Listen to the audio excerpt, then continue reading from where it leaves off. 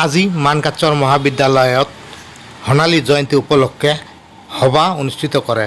উপস্থিত থাকে সংখ্যালঘু উন্নয়ন আৰু বিত্তীয় নিগমৰ অধ্যক্ষ জাভেদ ইছলাম। উল্লেখ্য যে দক্ষিণ শালমাৰা মানকাচৰ জিলাৰ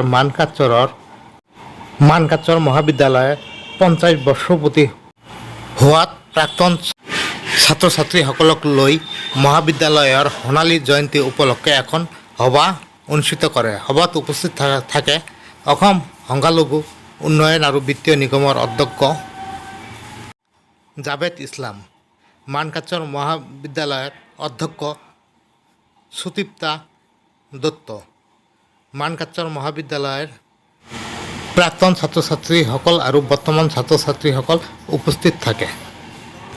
মানকাচৰ মহাবিদ্যালয়ৰ সোণালী জয়ন্তী কেনেকৈ উদযাপন কৰিব তাক লৈ আজিৰ সোণালী জয়ন্তী সভাখন অনুষ্ঠিত হয় মানকাচৰ মহাবিদ্যালয়ত।